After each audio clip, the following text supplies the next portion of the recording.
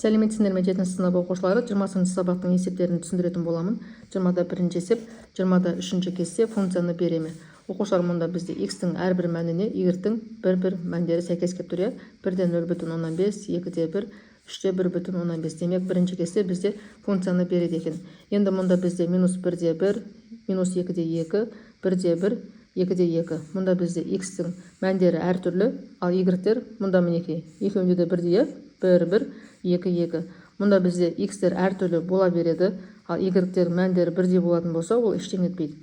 Бұл бізде функцияны береді. Енді үшінші кестеде мұнда мінекей x-тер бірдей, мұнда 1, мұнда 1, ал y-тің әртүрлі мәндері сәйкес келіп тұр. Демек, мұнда бізде функция болмайды, яғни функцияны бермейді. Енді мұнда бізде y-тер бірдей, ештеңе етпейді. X-тің мәндері әртүрлі болып, оған бірдей y-тің мәндері берілетін болса, ол да функцияны береді. Келесі 20-да екінші есепте 4-ші кестемен берілген y функциясының анықталу аймағын табыңдар. Анықталу аймағы x-тің қабылдайтын мәндері. Бізде біріншісінде анықталу аймағы 1, 2, 3, 4, екіншісінде 1, 4, 2, 9. 20-да үшінші есеп, 20-да 5 кестемен берілген функция өспелі ме, әлде кеммелі ме? Бірінші кестеде x-тің мәндері өспелі, яғни 7, 8, 9, 12 болып тұр екен. Ал y мәндері соған сәйкесінше 1, 2, 3, 4 ол да өспелі болып тұр. Демек, бізде бірінші кесте өспелі. Екінші кестеде дәл сондай, өздері байқап тұрғандай 44, 30, 15, 6 деп берілген екен. Оны біз 6, 15, 30, 44 деп алсақ болады. Соған сәйкес 1, 10, 20, 40 деп алсақ болады. Сонда екінші кесте бізде өспелі болады. Ал үшінші кестеде 10, 20, 30, 40 x мәндері өспелі, ал y мәндері 5, 15, 10, 20. Яғни 5, 15 болып өскенде 10-ға қарай түскен, кеміген ары қарай өскене, демек өспелі де кемемелі де емес. Төртінші кестеде x-тің мәндері өспелі, y-тің мәндері кемелі болып тұр екен. Демек, бізде төртінші кесте кемемелі болады. 20-да төртінші есеп, 20-да алтыншы кестемен берілген функцияны формула арқылы жазыңдар. Мұнда бізде x 1-ге тең болған кезде, y 3-ге тең, 2-ге тең болған кезде 6-ға тең, 3-ге тең болған кезде 9-ға тең. Яғни 3 деген санға көбейтіліп тұр екен. Сонда y тең 3x деген формуламен беріледі екен. Енді функцияның анықталу облысы қандай сандардан тұрады? Оқушылар, мынау сандар ғой бізде. 1, 2, 3, 4 деген сандар анықталу облысы, яғни x-тің қабылдайтын мәндері. Функциялардың қайсысы өспелі, қайсысы кемелі. Мұнда бізде x-тің мәндері өсіп тұр екен, соған сәйкесінше y-тің мәндері де өсіп тұр екен. Демек, бірінші кестемен берілген функция бізде өспелі болады. Мінекей оқушылар, бірінші кесте бізде y тең 3x формуласымен берілген. Оның анықталу аймағы мінекей 1, 2, 3, 4 сандары өспелі болады. Екінші кестенің формуласы y тең 3x қосылған 1. Анықталу аймақтары барлығында бірдей екен. Екіншісі өспелі болады. Үшіншісі y тең 3x минус 1 өспелі. Ал төртіншісі y тең минус 3x. Ол бізде кеммелі болады. 20-да 5-ші есеп, біріншісі жүргізуші өз көлігінің жанармай шығынын жазады. Ол жанармай шығыны жүріп өткен ара қашықтыққа тәуелді екенін біледі. 20-да 7-ші кестеде жанармай шығыны көрсетілген. Мінекей, осы кестеге мән береміз. Енді былай дейді, жанармай шығынының жүріп өткен ара қашықтыққа тәуелділігін сипаттайтын функцияның формуласын жазыңдар. Оқушылар, мұнда бізде біріншісінде жалпы үшеуіне де ортақ функцияны жазып қояйық. Y тең тәуелділік функцияны жазамыз. Kx, мұнда бізде y, бұл бізде литрді білдіреді, жанармай шығынын білдіреді. Ал x бізде ара қашықтықты, яғни километр білдіреді. Енді мұнда біз ең алдымен k-ны тауып алайық. K тең y бөлінген x-ге. Енді кестеден алсақ болады мәндерін. Бізде жанармай шығыны 5 литр болған кезде ара қашықтығы 50 болған екен. Сонда бөлетін болсақ, мұнда бізде қысқарып 1 бөлінген 10 болады да, 1-ді 10-ға бөлсек 0,1 болады. Сонда формуласы y тең 0,1 x болады. Енді келесі екіншісінде тапсырмасын кітаптан оқып аламыз оқушылар. Формуласы былай болады. Y тең 600x. Бір күнде 600 теңге табады. Енді келесі үшіншісінде формуласы y тең, ең алдымен k-ны тауып аламыз оқушылар. 2-ні 10-ға бөлу арқылы. Мынау сияқты да формуласы 0,2x болады. 20-да 6-ші есеп, 2-де 10-ші кесте бойынша функцияның формуласын жазыңдар. және функцияның өспелі немесе кемелі болатынын анықтаңдар. 26 есептің біріншісінде мұнда бізде y тең минус 7-ның квадраты 49, минус 6-ның квадраты 36, демек y тең x квадрат болады формуласы. Мұнда бізде x мәндері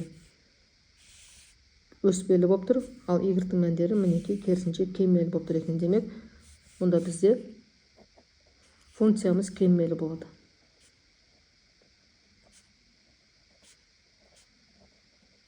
Енді келесі екіншісінде минус 3, минус 27, минус 2, минус 8.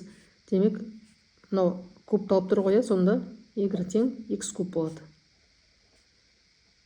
Мұнда бізде x-тің мәндері өсіп жатыр, соған сәйкес y-тің мәндері де өсіп жатыр екен, демек өспелі болады.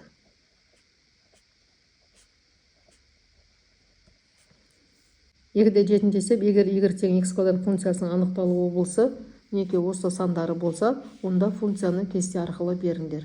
Функцияны кесте арқылы беретін болсақ, оқушылар, мұнда біз x-тің орнына минус 3-ті қойып квадраттаймыз, сонда 9 болады. Минус 2-ні қойып квадраттасақ 4 болады. Минус 1-ді қойып квадраттаймыз, 1, мұнда 0, 1, 4, 9 болады. Мінеке ары қарай осылай толтырамыз. Минус 30-ның квадраты 900, минус 20-ның квадраты 400, минус 10-ның квадраты 100, 0-дің квадраты 0, 10-ның квадраты 100, 20-ның квадраты 400, 30-ның квадраты 900. Минус 8-ның квадраты 64, минус 7-ның квадраты 49, минус 6-ның квадраты 36, мұнда минус 5-дің квадраты 25, минус 4-дің квадраты 16. 4-ші, 5-ші, 6-ші кестені y тең x квадрат формуласын қолданып осылай толтырамыз. 28-ші есеп, координаталық жазықтыққа келесі нүктелерді белгілеңдер. Минус 3-те 4, оқушылар, мұнда бізде 0, 1, 2, мұнда бізде минус 3 орналасқан, минус 3-те 4. Былай апарайық 4-дің тұсына дейін. Мінеке 4. Осылай штрихтап барып, екеуінің қиылысқан жерін А деп аламыз. Енді келесі 5-те 6. Мұнда бізде 5 бар, мұнда мінеке 6 бар. Мұнда бізде Б нүктесі. Келесі 2-де минус 3, 2-де минус 3. С нүктесі. Минус 1,15-те минус 2. Мұнда бізде минус 1 бар. Минус 1 мен минус 2-ның ортасында минус 1,15 бар.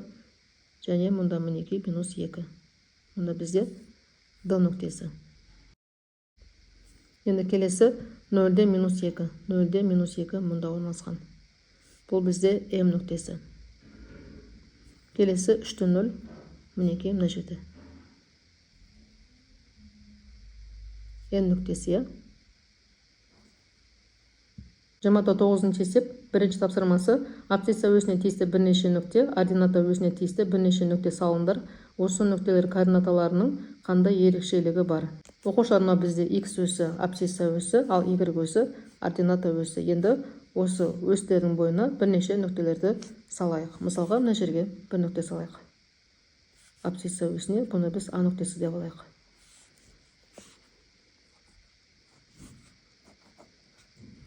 А нүктесі координатасы 4-те 0. Және мұнда бір нүктені салайын. Минус 8-де 0, бұл бізде Б нүктесі.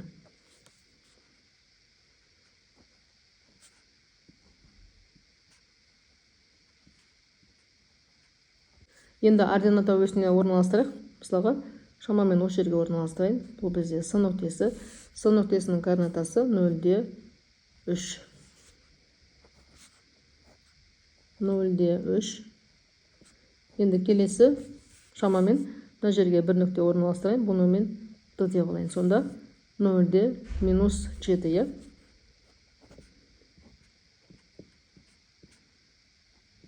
Енді бізге мынандай сұрақ қойған екен. Осы нүктелер координаталарының қандай ерекшелігі бар? Оқушылар, мұнда біз нүктелерді абсцисса өсіне орналастыратын болсақ, онда y-тер 0-ге тең болады екен да. Ал ордината өсіне орналастыратын болсақ, ол кезде мінеке x-тері 0-ге тең болады екен. Енді екіншісінде бізге былай дейді.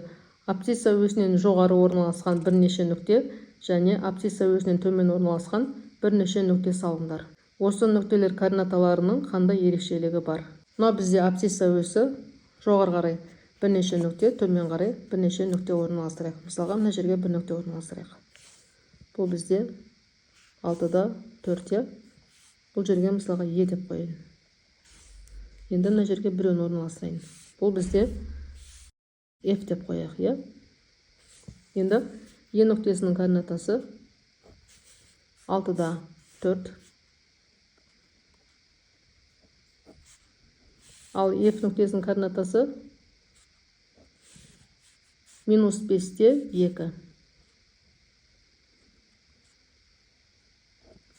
Енді төмен жағына орналастырайын. Мысалға, мына жерге біреуін орналастырайын. 2-де -3. Бұл бізде К нүктесі деп қояйық. Ол 2-де -3 дедім, Енді мына жерге біреуін орналастырып қойын, L деп қойын. L нүктесінің координатасы -3-те -7.